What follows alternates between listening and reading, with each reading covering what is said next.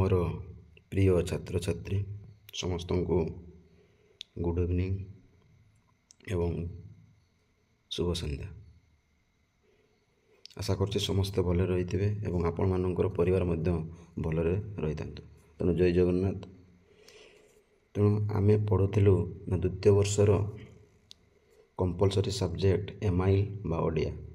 तेणु तार जो प्रथम रही गद्य विभागटी सेगुड़ी कौन कर आलोचना कर पद्य विभाग रे थिबा समस्त पद्य गुड़िक कविता गुड़िक कौन कर आलोचना कर तार संक्षिप्त प्रश्न गुड़िक तुम मानकर आलोचना कर। तेणु एबे आम बर्तमान पढ़ुलु ना तार रही तृतीय विभाग थिबा गल्प विभाग। जो गल्प विभाग प्रथम जो विषय रही ना सभ्य जमीदार एवं लेखक होउछन्ति किए ना फकीरमोहन सेनापति। ताहार मध्य मु कौन करिछि ना संपूर्ण भाव में पूर्ण भाव अति सहज सरल गल्पटी को आलोचना बा वर्णना कर देई अछि। एवं आज आम पढ़िबा ना तांकर जो रही द्वितीय विषय जो गल्प विभाग रे पताका उत्तोलन। तेणु आज आम पढ़ू जो गल्प विभाग रही पताका उत्तोलन एवं एठार लेखक होउछन्ति किए ना सुरेंद्र महांती। जो गल्पटे लिखिं अति सुंदर अति ए देश ए जाति ए देशर स्वाधीनता से सुंदर भाव में गल्पटी को आलोचना करी अछंती।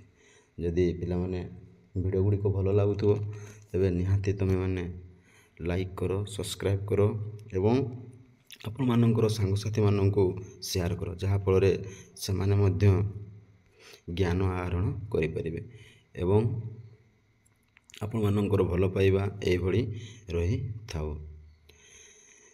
एवं यार गोटे जो पढ़ी सारा पर कौन करें ना यार सर्ट क्वेश्चन कौन करें ना तुम मानक आलोचना करी देवी। तेणु पिला माने आउ तुमे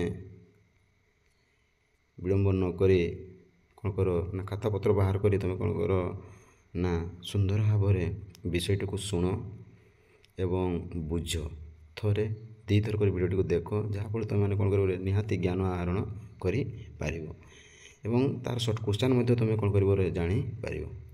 तेणु देख आज जो विषय जो आम पढ़ू देख पिला माने आज जो विषय तेणु तुम रही गल्प एवं यही जो विषयटी जो समस्त छात्र छात्री मान जो मैंने द्वितीय वर्षर छात्र कला विभाग हो वाणिज्य विभाग हो धंदामूलक विभाग हो तो समस्त ये विषयटी आवश्यक। तेणु पिला माने देख जो आज जो विषय रही विषय हूँ किए तेणु पिला माने शुण ठीक से शुण और ठीक से मन रख जहाँफल तुम सर्ट क्वेश्चन गुड़िक कौन कर अति सहज अति सरल तुम जापर।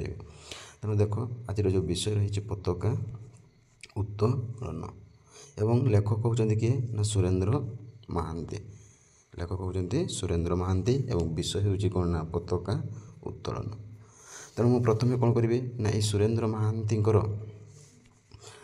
जो रही लेखक बा गल्पकार यही सुरेंद्र महांती प्रथमे मु कौन करी ना परिचय तापर तार सृष्टि संभार तापर आम कौन करूँ मु संक्षेप बा क्षुद्र अति क्षुद्र रे कौन करी ना छोट आकार में कौन करी ना तुमको अति सहज अति सरल प्रथम गल्पटी को तुमको कौन करी आलोचना करदेवी।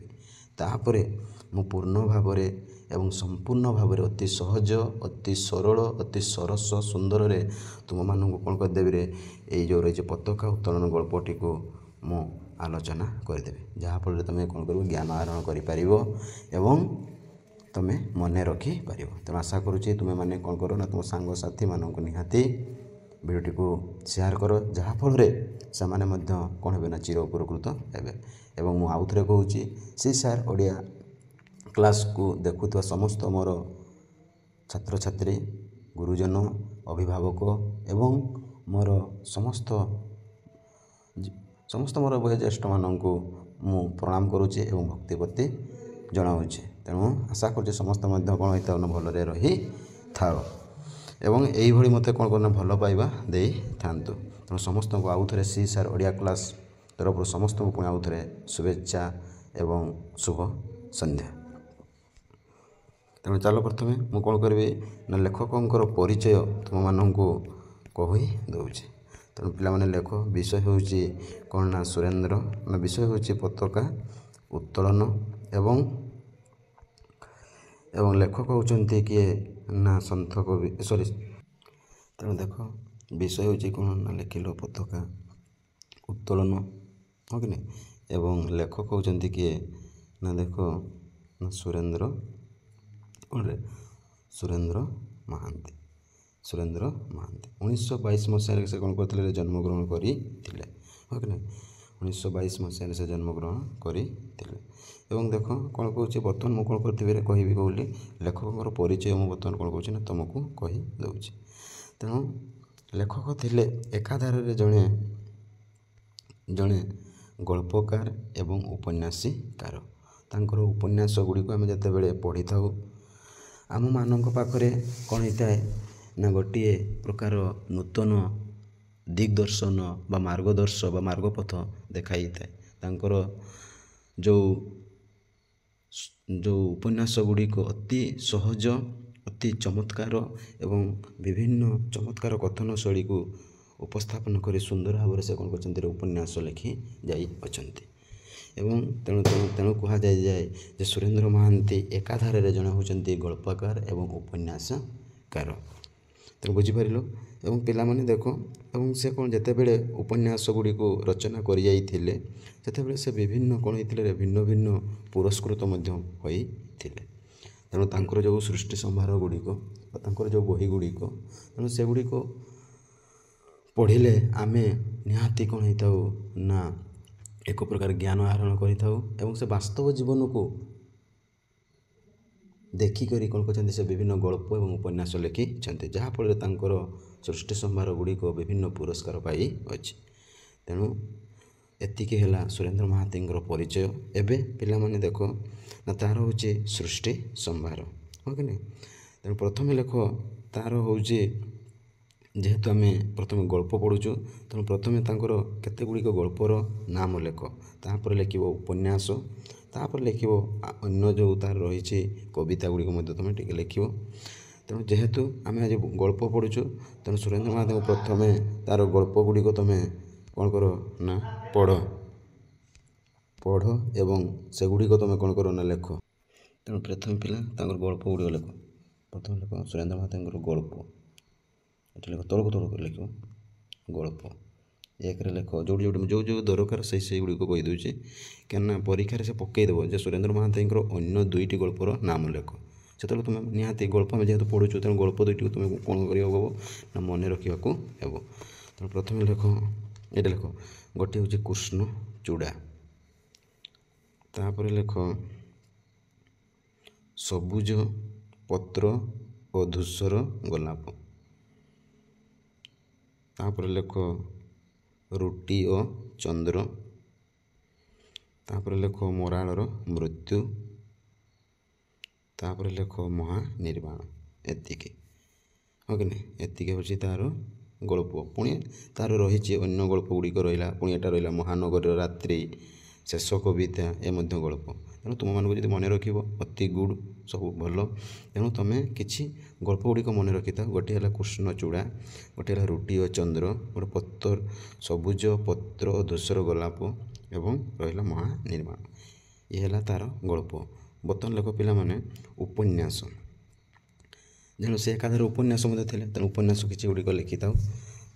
ଲେଖ ପ୍ରଥମେ ଲେଖ ଉପନ୍ୟାସ ଲେଖିଲ, ଉପନ୍ୟାସ ତଳକୁ କରିକି ଲେଖ। ପ୍ରଥମେ ଉପନ୍ୟାସ ଲେଖ ନୀଳଶୈଳ, ଭେରି ଇମ୍ପୋର୍ଟାଣ୍ଟ, ନୀଳଶୈଳ। ପୁଣି ଲେଖ କୂଳବୃଧ, ତାପରେ ଲେଖ ନେତି ନେତି, ଫଟାମାଟି, ତାପରେ ଲେଖ ଶତାବ୍ଦୀର ସୂର୍ଯ୍ୟ। ଏତିକି ଲେଖ। ପୁଣି ତ ରହିଛି ହଂସଗୀତି ରହିଲା, କାଳାନ୍ତର, ଅଚଳାୟତନ, ନୀଳାଦ୍ରି ବିଜୟ, ହଁ କି ନାହିଁ, ଆ ଜୀବନର ଅଟ୍ଟହାସ୍ୟ। ଏଇଟା ଟିକେ ପିଲାମାନେ ଲେଖିଥାଉ, ଆ ଜୀବନର ଅଟ୍ଟହାସ୍ୟ। ପିଲାମାନେ ଏଇଟା ଲେଖିଥାଉ, ଆ ଜୀବକର ଅଟ୍ଟହାସ୍ୟ। ଏଇଟା ଗୋଟେ ଉପନ୍ୟାସ। ତେଣୁ ପ୍ରଥମେ ଗଳ୍ପ ଲେଖିଲ, ବର୍ତ୍ତମାନ ଲେଖିଲ ଉପନ୍ୟାସ। ଏବଂ ପୁଣି ସେ ଆହୁରି କ'ଣ କରିଛନ୍ତି ଦେଖ ନା ବିଭିନ୍ନ ସେ କ'ଣ କରିଛନ୍ତି ଭ୍ରମଣ ସାହିତ୍ୟ ମଧ୍ୟ ଲେଖିଛନ୍ତି। ଭ୍ରମଣ ସାହିତ୍ୟ ମଧ୍ୟ ତାଙ୍କର ଗୋଟେ ଲେଖିଥାଉ, ଗୋଟେ ଲେଖ ଭ୍ରମଣ ସାହିତ୍ୟ, ଆଉ ଗୋଟେ ଲେଖରେ ଭ୍ରମଣ ସାହିତ୍ୟ। ଏଇଟା ଟିକେ ଲେଖିଥାଉ, ଯେହେତୁ ସେ ଜଣେ କଥାକାର ଏବଂ ଉପନ୍ୟାସକାର। ତେଣୁ ସେ ପକାଇ ଦେଇପାରେ ଯେ ତାଙ୍କର ଭ୍ରମଣ କାହାଣୀ ହେଉଛନ୍ତି ପେକିଂ ଡାଏରୀ। ଏତିକି ହେଉଛି ତା'ର ସୃଷ୍ଟି ସମ୍ଭାର। ତେଣୁ ପିଲାମାନେ ମୁଁ ଆଶା କରୁଛି ସୁରେନ୍ଦ୍ର ମହାନ୍ତିଙ୍କର ପରିଚୟ ଏବଂ ସୃଷ୍ଟି ସମ୍ଭାରକୁ ମୁଁ କ'ଣ କଲି ନା ଆଲୋଚନା କରିଦେଲି। ଏବେ ମୁଁ କ'ଣ କରୁଛି ନା ଆଜିର ଯେଉଁ ବିଷୟ ଦେଖ ଆଉ ଟିକେ ରହିଗଲା ପିଲାମାନେ। ଏଠି ସେ ନୀଳଶୈଳ ପାଇଁ ଏଇଠି ଦେଖ ମନେ ରଖ, ନୀଳଶୈଳ ଉପନ୍ୟାସ ପାଇଁ ସେ କ'ଣ ପାଇଛି ନା କେନ୍ଦ୍ର ସାହିତ୍ୟ ଏକାଡେମୀ ପୁରସ୍କାର ପାଇଛି। ଓ ଯେଉଁ ତାଙ୍କର ରହିଲା କୂଳବୃଦ୍ଧ, ଇଏ ମଧ୍ୟ ଉପନ୍ୟାସ ଅଟେ। ଏ କୂଳବୃଦ୍ଧ ପାଇଁ ପାଇଅଛି କ'ଣ ନା ସାରଳା ପୁରସ୍କାର ଲାଭ ସେ ପାଇଅଛନ୍ତି। ହଁ କି ନାହିଁ, ପାଇଅଛନ୍ତି। ତେଣୁ ପିଲାମାନେ କ'ଣ ହେଉଛି ନା ସୁରେନ୍ଦ୍ର ମହାନ୍ତିଙ୍କର ତୁମେ ପ୍ରଥମେ ପାଇଗଲ ଗଳ୍ପ ଏବଂ ଉପନ୍ୟାସ ସବୁ ଜାଣିପାରିଲ। ଏବେ ତାଙ୍କର ଯେଉଁ ରହିଛି ପତାକା ଉତ୍ତୋଳନ, ଆଜିର ଯେଉଁ ଗଳ୍ପ ବା ଯେଉଁ ଆଜି କଥା ଗଳ୍ପଟିଏ ରହିଅଛି, ସେଇ ଗଳ୍ପଟିକୁ ମୁଁ ବର୍ତ୍ତମାନ କ'ଣ କରୁଛି କ୍ଷୁଦ୍ର ଆକାରରେ ବା ଛୋଟ ଆକାରରେ ଏବଂ ସରସ ସୁନ୍ଦର କରି ତୁମମାନଙ୍କୁ କ'ଣ କରୁଛି ନା ବୁଝେଇ ଦେଉଛି। ତାପରେ ମୁଁ କ'ଣ କରିବି ନା ସମ୍ପୂର୍ଣ୍ଣ ଭାବରେ ତୁମକୁ ଗଳ୍ପଟିକୁ ଆଲୋଚନା କରିଦେବି। ତେଣୁ ପିଲାମାନେ ତୁମେ ଆରାମରେ ଥରେ ଦୁଇଥର କରି ଗଳ୍ପଟିକୁ ଶୁଣ ଏବଂ ଭିଡ଼ିଓଟିକୁ ମଧ୍ୟ ଦୁଇଥର ଦେଖ, ଯାହାଫଳରେ ନିହାତି ତୁମେ କ'ଣ ଭାବରେ ଉପକୃତ ହେବ। ତେଣୁ ଦେଖ ପିଲାମାନେ ନା ଗଳ୍ପଟି କ'ଣ ହେଇଛି ନା ଆମେ ଜାଣିଲୁ ଯେ ପତାକା ଉତ୍ତୋଳନର ଅର୍ଥାତ୍ ହେଉଛି ପତାକା ଉଡ଼େଇବା ବା କୌଣସି ଆମର ଦେଶ ଯେତେବେଳେ କ'ଣ ହେଇଥାଏ ନା ତାହାର ଉନ୍ନତି ଆଡ଼କୁ ଯାଇଥାଏ ବା କୌଣସି ଉତ୍ସବ ପାଳନ କରିଥାଏ, ସେତେବେଳେ ସେ କ'ଣ କରିଥାଏ ନା ପତାକା ଉତ୍ତୋଳନ କରିଥାଏ। ହଁ କି ନାହିଁ? ତେଣୁ ଆମେ ପତାକା ଉତ୍ତୋଳନର ଅର୍ଥାତ୍ ହେଉଛି ପତାକା ଉଡ଼େଇବା ବା ପତାକା ଉତ୍ସବ ପାଳନ କରିବା। ତେଣୁ ଏଠାରେ ଲେଖକ କ'ଣ କରିଛନ୍ତି ନା ସୁରେନ୍ଦ୍ର ମହାନ୍ତି ସେ ବିଗତ ଯେଉଁ ରହିଥିଲେ 1947 ଅଗଷ୍ଟ 15 ତାରିଖ ଦିନ ଆମର କ'ଣ ହେଲା ଦେଶ ସ୍ୱାଧୀନ ହେଲା। ସେଇ ଯେଉଁ ଦେଶ ସ୍ୱାଧୀନରେ ଯେଉଁ ଅଗଷ୍ଟ 14 ତାରିଖ ରାତିର କଥା ସେ ଦେଖିଛନ୍ତି ଏବଂ ତାହା ଅନୁଭବ କରିଛନ୍ତି ଏବଂ ଲେଖିଛନ୍ତି। ଏବଂ ଅଗଷ୍ଟ 15 ତାରିଖ ପରେ ସେହି ରାତିର ସେହି ଦିନ କଥା ସେ ସୁନ୍ଦର ଭାବରେ ଏହି ଗଳ୍ପ ମାଧ୍ୟମରେ ପରିପ୍ରକାଶ କରିଛନ୍ତି। ଏହି ଗଳ୍ପରେ ଦେଖାଯାଇଅଛି ତିନୋଟି ସମୟ, ତିନୋଟି ପିଢ଼ିର ଏଠି କ'ଣ କରିଛନ୍ତି ସେ ବର୍ଣ୍ଣନା କରିଅଛନ୍ତି ଏବଂ ଗଳ୍ପଟିରେ ବିଭିନ୍ନ ଚରିତ୍ର ଗୁଡ଼ିକୁ ଉପସ୍ଥାପନ କରିଛନ୍ତି। ସେହି ଚରିତ୍ର ଗୁଡ଼ିକୁ ନେଇ କ'ଣ କରିଛନ୍ତି ନା ଏହି ଗଳ୍ପଟିକୁ ସୁନ୍ଦର ଭାବରେ ଆଜି ଜୀବନ୍ତ କରିଅଛନ୍ତି। ତେଣୁ ପିଲାମାନେ ତ ମନେ ରଖ, ଯେତେବେଳେ ଅଗଷ୍ଟ 14 ତାରିଖର ସନ୍ଧ୍ୟା ସମୟ ଏବଂ ଅଗଷ୍ଟ 15 ତାରିଖରେ କ'ଣ ହେଇଛି ନା ଦେଶ ଯେତେବେଳେ ଆମର ସ୍ୱାଧୀନ ହେଇଛି, ସେହି ସମୟରେ କ'ଣ ହେଇଛି ନା ପ୍ରଥମ କରି ଚରିତ୍ର ଆସିଛନ୍ତି କିଏ ନା ଏଇ ମହାପାତ୍ର ବାବୁ। ସେ ହେଇଥିଲେ ଜଣେ ପୋଲିସ ଏବଂ ପୋଲିସ ବିଭାଗରେ ସେ ଚାକିରି କରୁଥିଲେ ଇଂରେଜମାନଙ୍କ ପାଖରେ ଏବଂ ତାଙ୍କର କଥାକୁ ମାନି ଇଏ କ'ଣ କରୁଥିଲେ ଦେଶକୁ ଶାସନ କରୁଥିଲେ ଏବଂ ତାଙ୍କର ଗୋଟିଏ ପୁତ୍ର ଥିଲେ। ସେ ପୁତ୍ର ହେଉଛନ୍ତି ଯୁବପିଢ଼ି ଏବଂ ଦେଶ ସଂଗ୍ରାମୀ କରିଥିବାରୁ ତାଙ୍କର ପିତା କ'ଣ କରିଥିଲେ ତାଙ୍କୁ ଗୁଳି କରି ମାରି ଦେଇଥିଲେ। ଯାହାଫଳରେ ପରିଶେଷରେ କ'ଣ ହେଇଛି ସେ ଯେଉଁ ମହାପାତ୍ରେ ସବ୍ ଇନ୍ସପେକ୍ଟର ହେଇଛନ୍ତି। ଏପଟେ ତାଙ୍କର ପୁତ୍ରବଧୂର କ'ଣ ହେଇଛି ନା ପୁତ୍ରବଧୂ କ'ଣ ହେଇଛନ୍ତି ରେ ତାଙ୍କର କାଚ ଗୁଡ଼ିକ ଭାଙ୍ଗି ଦିଆଯାଇଛି ବା ବିଧବା ହୋଇଯାଇଛି। ଏଇ ଯେଉଁ ମର୍ମାହତ ଘଟଣା, ଏଇ ଯେଉଁ ଦୁଃଖଦ ଘଟଣା ତାକୁ କ'ଣ କରିଛି ଭାରି କଷ୍ଟଦାୟକ ଦେଇଅଛି। ପରିଶେଷରେ କ'ଣ ହେଇଛି ତାଙ୍କର ନାତି ତାକୁ କ'ଣ କରିଛି ନା ପାହାଚରୁ ଯେଉଁ 3 ମହଲା ପାହାଚରୁ ତାକୁ ତଳକୁ ପକାଇ ଦେଇଛନ୍ତି ଠେଲିକିରି, ଯାହାଫଳରେ କ'ଣ ହେଇଛି ନା ତା'ର ରକ୍ତରେ ଜୁଡ଼ୁବୁଡ଼ୁ ହୋଇଯାଇଅଛି। ଯାହାଫଳରେ ସେ ସେଇଠି ରହି ଜୁଡ଼ୁବୁଡ଼ୁ ଅବସ୍ଥାରେ ରହି ଶେଷ ନିଶ୍ୱାସ ତ୍ୟାଗ କରି ସେ କହିଛନ୍ତି ଯେ ତମର ପତାକା ଜୟ ହେଉ ବୋଲି ଭାରତବାସୀଙ୍କୁ କହିକିରି ସେ ଶେଷ ନିଶ୍ୱାସ ତ୍ୟାଗ କରିଅଛନ୍ତି। ତେଣୁ ମୁଁ ଆଶା କରୁଛି ପିଲାମାନେ ସୁନ୍ଦର ଭାବରେ କ'ଣ କରିଥିବେ ନା ଏଇ ଗଳ୍ପଟିକୁ ତୁମେ ବୁଝିପାରିଥିବ। ଏବେ ମୁଁ କ'ଣ କରିବି ନା ପୂର୍ଣ୍ଣ ଭାବରେ ଦେଖ ଆମେ କ'ଣ କରିବା ନା ଗଳ୍ପଟିକୁ ମୁଁ ଅଧ୍ୟୟନ କରିଦେଉଛି ବା ପଢ଼େଇ ଦେଉଛି। ତେଣୁ ଆମେ ଜାଣିଲୁ ଯେ ଏଠି ଆଉ ଗୋଟିଏ କଥା ରହିଗଲା। ଏଠି କ'ଣ ହେଇଛି 3 ପିଢ଼ି 3 ସମୟ ଏବଂ 25 ବର୍ଷ ତଳର କଥା ଏଠି କ'ଣ ହେଇଛି ରେ ମନେ କରେଇ ଅଛନ୍ତି ସୁନ୍ଦର ଭାବରେ ଏଇ ସୁରେନ୍ଦ୍ର ମହାନ୍ତି ତାଙ୍କର ଯେଉଁ ଗଳ୍ପ ସୁନ୍ଦର ଭାବରେ ସେ କ'ଣ କରିଛନ୍ତି ନା ବର୍ଣ୍ଣନା କରିଦେଇ ଅଛନ୍ତି ଏଇ ପତାକା ଉତ୍ତୋଳନରେ। ତେଣୁ ଚାଲ ପିଲାମାନେ ଏବେ ଆମେ କ'ଣ କରିବା ନା ସମ୍ପୂର୍ଣ୍ଣ ଭାବରେ ବିଷୟଟିକୁ ମୁଁ ଆଲୋଚନା କରିଦେବି। ତେଣୁ ପିଲାମାନେ ଦେଖ ବର୍ତ୍ତମାନ ହେଉଛି ପତାକା ଉତ୍ତୋଳନ। ତେଣୁ ପତାକା ଉତ୍ତୋଳନ କାହିଁକି ହୁଏ ତ କୌଣସି ଉତ୍ସବ ପାଳନ କରିଥାଉ ବା କୌଣସି ଆମ ଦେଶ ସ୍ୱାଧୀନ ହେଲେ, ତେଣୁ ଆମେ ଦେଶ ସ୍ୱାଧୀନ ହେଲେ ଆମେ କ'ଣ କରିଥାଉ, ପତାକା ଉତ୍ତୋଳନ କରିଥାଉ। ତେଣୁ ଯେତେବେଳେ ଅଗଷ୍ଟ 15, ଜାନୁଆରୀ 26 ଏହି ତାରିଖ ଦିନ ଆମେ କ'ଣ କରିଥାଉ ନା ପତାକା ଉତ୍ତୋଳନ କରିଥାଉ। ତେଣୁ ଆମେ ଜାଣିଲୁ ଏଠି ସୁରେନ୍ଦ୍ର ମହାନ୍ତି ସୁନ୍ଦର ଭାବରେ କ'ଣ କରିଛନ୍ତି, 3 ପିଢ଼ି ଏବଂ 3ଟି ସମୟ ସେ କ'ଣ କରିଛନ୍ତି ନା ଏହି ଗଳ୍ପରେ ଉପସ୍ଥାପନ କରିଛନ୍ତି। ତେଣୁ ଦେଖ, ଯେଉଁ 14 ତାରିଖର ରାତି, ଯେଉଁ ସ୍ୱାଧୀନତାର ପୂର୍ବବର୍ତ୍ତୀ ରାତିରେ ସେ ମନେ କରୁଛନ୍ତି ବା କହୁଛନ୍ତି କିଭଳି ଦେଖ ନାଟକ ମାଧ୍ୟମରେ। ଏବଂ ପ୍ରଥମ ଚରିତ୍ର ଯେଉଁ ଅଛନ୍ତି ରାୟ ବାହାଦୁର, ଯେହେତୁ ସେ ବ୍ରିଟିଶମାନଙ୍କ ପାଖରେ ଇଂରେଜମାନଙ୍କରେ ଚାକିରି କରିଥିବାରୁ ତାକୁ ଉପାଧି ମିଳିଛି ରାୟ ବାହାଦୁର। ସେ ହେଉଛନ୍ତି କିଏ ନା ଶ୍ରୀ ସୋମନାଥ ମହାପାତ୍ର। ତ ବର୍ତ୍ତମାନ ମୁଁ କ'ଣ କରୁଛି ନା ବିଷୟଟିକୁ ଦେଖ ସମ୍ପୂର୍ଣ୍ଣ ଭାବରେ ଆଲୋଚନା କରୁଅଛି। ତେଣୁ ପିଲାମାନେ ଧ୍ୟାନ ସହକାରେ ତୁମେ ନିହାତି ଗଳ୍ପଟିକୁ ଶୁଣ ଏବଂ ଭିଡ଼ିଓକୁ ଥରେ 2 ଥର କରିକି ଦେଖ।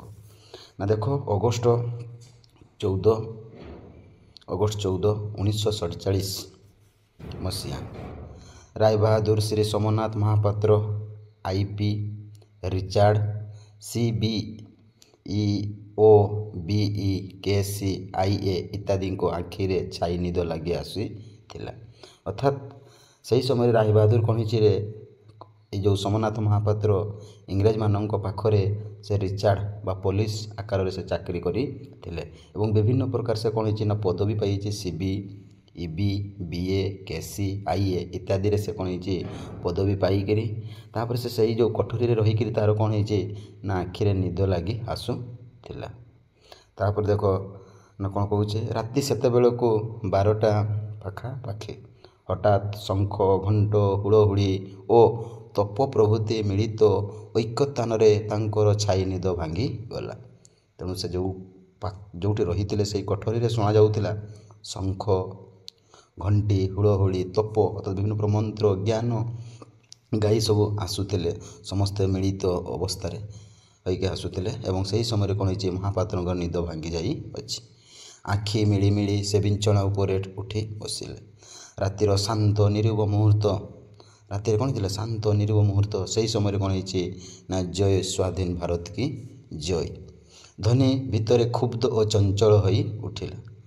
ସେ ଯେତେବେଳେ ଶୁଣିପାରିଲେ ସେ ସେତେବେଳେ କ'ଣ ହେଇଗଲେ, ସେଇ ଧ୍ୱନିରେ ସେ ସାଙ୍ଗେ ସାଙ୍ଗେ କ୍ଷୁବ୍ଧ ରାଗିଗଲେ ଏବଂ ଚଞ୍ଚଳ ହୋଇ ଉଠି ପଡ଼ିଲେ, ଯିଏକି ସୋମନାଥ ମହାପାତ୍ର। ତାପରେ ରାୟ ବାହାଦୁର ବିଛଣା ଛାଡ଼ି ଉଠିଲେ। ବାହାରେ ଜୟନାଦ କ୍ରମେ ବଢ଼ୁଥିଲା ବା ଶୁଣାଯାଉଥିଲା। ରାୟ ବାହାଦୁର ଗୋଟି ଗୋଟି କରି ଝରକା କବାଟ ସବୁ ବନ୍ଦ କରିଦେଲେ। ତାହା ଯେପରି ଏକ ସୁତୀକ୍ଷ୍ଣ ଶାଳକା ରୂପେ ତାକୁ ବିଦ୍ଧ କରୁଥିଲା। ତାହା ଯେପରି ତାଙ୍କର ଚରମ ପରାଜୟର ଦୁଃଖ ଘୋଷଣା। ଅର୍ଥାତ୍ ସେ ଯେଉଁ କ'ଣ ହେଇଛି, ଝରକା ଫାଙ୍କ ଦେଇ ଯେମିତି ସୂତା ଆକାରରେ, ସେଇ ସୂତା ଆକାରରେ କ'ଣ ହେଉଥିଲା ନା ଶବ୍ଦ ଗୁଡ଼ିକ ଶୁଣାଯାଉଥିଲା, ଯେଉଁ ଜୟ ଧ୍ୱନିକାର ଶବ୍ଦ, ଯାହାଫଳରେ ତା'ର ବା ସୋମନାଥ ବ୍ରତ ଜାଣିପାରୁଥିଲେ ଯେ ଆମେ କ'ଣ ହେଇଗଲେ ନା ପରାଜୟର ଚରମ ସୀମାରେ ଆମେ ଆଜି ପହଞ୍ଚି ଗଲୁଣି, ଆଉ ଆମେ କ'ଣ କରିପାରିବୁ ନାହିଁ, ଆଉ ବିଜୟ କରିପାରିବୁ ନାହିଁ। ତେଣୁ ଏହିସବୁ ସେ ଭାବି କ'ଣ ହେଉଥିଲା ନା ଦୁଃଖ ଘୋଷଣା କରୁଥିଲେ। ତାପରେ ଦେଖ, ଝରକା କବାଟ ବନ୍ଦ କରି ସେ ସମ୍ଭ୍ରିତ ଜୟନାଦକୁ କିନ୍ତୁ ରୁଦ୍ଧ କରି ହୁଏନା। ସେ କ'ଣ ହେଉଥିଲେ, ଯେଉଁ ଜୟ ନାଦ, ଯେଉଁ ସ୍ୱର ଶୁଣାଯାଉଥିଲା ସେ ସମ୍ଭ୍ରିତ ହୋଇଯାଉଥିଲେ, ଅର୍ଥାତ୍ ରାଗି ଯାଉଥିଲେ ବା ସହିକି ରହି ଯାଉଥିଲେ। ଏବଂ ରୁଦ୍ଧ କରି ଅର୍ଥାତ୍ ସେ ରାଗି ଯାଉଥିଲେ ବା ହିଂସା ହୋଇଯାଉଥିଲେ, କ୍ରୋଧ ହୋଇ ଯାଉଥିଲେ। ରାୟ ବାହାଦୁର 2 କାନରେ 2ଟି ଆଙ୍ଗୁଠି ଚାପି ଧରିଲେ। ତେଣୁ ଯେହେତୁ ସେ ରାଗି ଯାଉଥିଲେ, ରୁଦ୍ଧ ହୋଇଯାଉଥିଲେ, ସ୍ପର୍ଦ୍ଧିତ ହୋଇଯାଉଥିଲେ, ଘୃଣା ହୋଇଯାଉଥିଲେ, ତେଣୁ ସେହି ସମୟରେ କ'ଣ କରିଛି ନା ତା'ର 2ଟି ଆଙ୍ଗୁଠି କ'ଣ କରିଥିଲେ, କାନରେ ଚାପି ଧରିକି ରହିଥିଲେ। ତଥାପି ସେଥିରୁ ନିଷ୍କୃତ ନଥିଲା, ହେଲେ ବି ମଧ୍ୟ କ'ଣ ହେଉଥିଲା ରେ, ତାକୁ ମାନେ ସେ ସହ୍ୟ କରିପାରୁନଥିଲେ, ଖାଲି ବ୍ୟସ୍ତ ହୋଇ ପଡ଼ୁଥିଲେ। ଯେତେବେଳେ ଭାରତ ସ୍ୱାଧୀନ ହେଉଥିଲା ତାର ଜୟ ଜୟ ଧ୍ୱନିକାରରେ ଏବଂ ଶଙ୍ଖ, ଘଣ୍ଟ, ହୁଳହୁଳି, ତୋପ ଏହି କ୍ଷେତ୍ରରେ ଯେତେବେଳେ ତା କାନରେ ବାଜି ଯାଉଥିଲା, ସେ ଆଉ ଚଳଚଞ୍ଚଳ ହୋଇ ଉଠୁଥିଲେ, ଆଉ ସେ ଶାନ୍ତିରେ ରହିପାରୁନଥିଲେ। ପୁଣି ବନ୍ଧୁକ ଗୁଳି ପରି ସେ ଜୟଧ୍ୱନି ଯେପରି ବୃଦ୍ଧ ରାୟ ବାହାଦୁରଙ୍କର ପ୍ରତ୍ୟେକ ଜୀର୍ଣ୍ଣ ଅସ୍ଥି ଖଣ୍ଡ ଚୂର୍ଣ୍ଣ କରିଦେଉଥିଲା। ସେହି ଯେଉଁ ଜୟଧ୍ୱନିରେ ଏବଂ ବନ୍ଧୁକ ଗୁଳି ପରି କ'ଣ ହେଉଥିଲା ରେ ଶୁଣାଯାଉଥିଲା। ଯାହାଫଳରେ ବୃଦ୍ଧ ଯେଉଁ ରାୟ ବାହାଦୁର ବା ସୋମନାଥ ମହାପାତ୍ର କ'ଣ ହେଇଥିଲେ ନା ତାଙ୍କର ଯେତେ ହସ୍ତି ଗୁଡ଼ିକ ଜରାଜୀର୍ଣ୍ଣ ଶରୀର ହସ୍ତି ଗୁଡ଼ିକର ହାଡ଼ ଗୁଡ଼ିକ ଯେମିତି କ'ଣ ହେଉଥିଲା ନା ଚୂର୍ଣ୍ଣ ହୋଇଯାଉଥିଲା। ତେଣୁ ସେମିତି ତାକୁ କ'ଣ ହେଉଥିଲା ଜଣାପଡ଼ୁଥିଲା ଏବଂ ମଧ୍ୟ ସେ ଦୁଃଖ ପ୍ରକାଶ କରୁଥିଲେ, ଭାବୁଥିଲେ ଯେ ଆମେ ଆଉ ପରାଜୟ ଚରମ ସୀମାରେ ପହଞ୍ଚି ସାରିଛୁ, ଆଉ ବିଜୟ ଆମେ ଆଉ କରିପାରିବୁ ନାହିଁ। ତେଣୁ ପିଲାମାନେ ଦେଖୁଛି ଭିଡ଼ିଓଟି ଦୀର୍ଘକାୟ ହୋଇଗଲାଣି, ତେଣୁ ମୋତେ ଏଇଠି ତୁମେମାନେ ବିରାମ ଦିଅ।